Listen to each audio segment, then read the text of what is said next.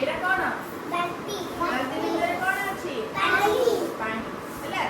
ଏବେ ଆମେ ଜାଣିବା କୋଉ ଜିନିଷଟା ପାଣି ଉପରେ ଭାସୁଥାଏ ଆଉ କୋଉ ଜିନିଷଟା ପାଣିରେ ପକେଇଲେ ବୁଡ଼ିଯିବ ହେଲା।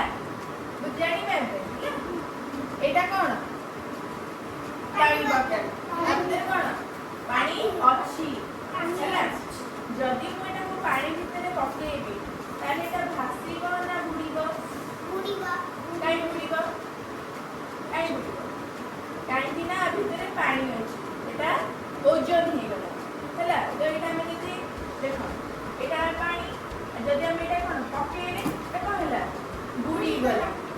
କାରଣ ଏଇଟାରେ କଣ ଓଜନ ଜିନିଷ ରହିଲା, ସେଥିପାଇଁ ଏଟା ବୁଡ଼ିଗଲା ହେଲା। ଏବେ ଆମେ ଏଇଟାକୁ ଆଣିବା। ଏଇଟା କଣ ହାଲକା ଅଛି?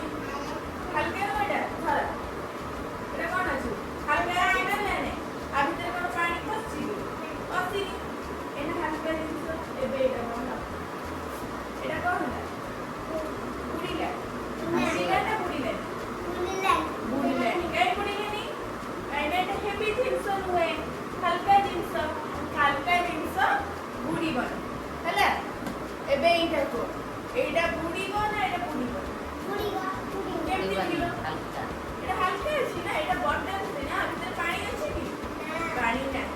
ଏଇଟା କଣ କଟା ହେଇଯାଇଛି ସବୁ ହେଲା। କଟା ହେଇ କଣ ଏଇଟା ଚିତ୍ର, କୋଉ ଚିତ୍ର ହେଇଯାଇଛି? ଏଇଟା ସୂର୍ଯ୍ୟ ଚିତ୍ର ହେଲା।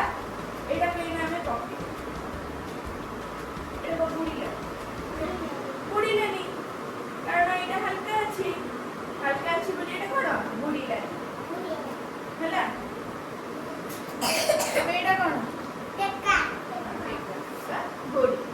ଏବେ ଏଇଟାକୁ ଯଦି ଆମେ ପକେଇବା ଏଇଟା ବୁଡ଼ିବ ନା ବୁଡ଼ିବନି? ବୁଡ଼ିବ। କଣ ହେଲା? ବୁଡ଼ିଗଲା ହେଲା। ତମେ ଧର, ତମେ ଏଇଟା ହେଲା, ଜାଣି ଜାଣି କରି ପକେଇବ। ଏଇଟାକୁ ଧର, ଏଇଟା ହେଲା।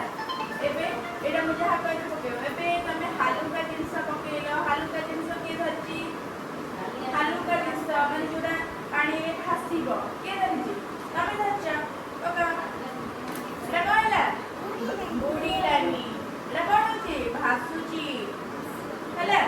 ଓଜନିଆ ଜିନିଷ କିଏ ଧରିଛି? ହଁ, ପକାଅ। ଏଇଟା କଣ ହେଲା?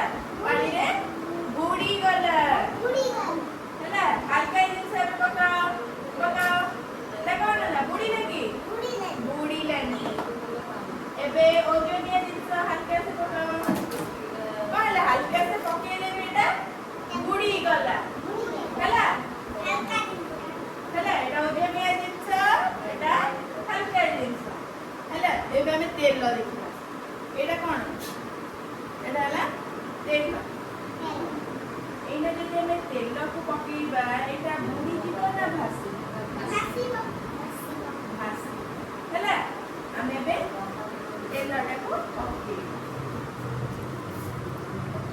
କଣ ହେଲା? ଏଇଟା ତେଲ ଗୁଡା ସବୁ ଭାସିଲା ହେଲା। ଏଇଟା ପାଣି ଭିତରେ ବୁଡ଼ିଲା କି? ବୁଡ଼ିଲାନି ହେଲା। ଏବେ ଜାଣିପାରିଲ?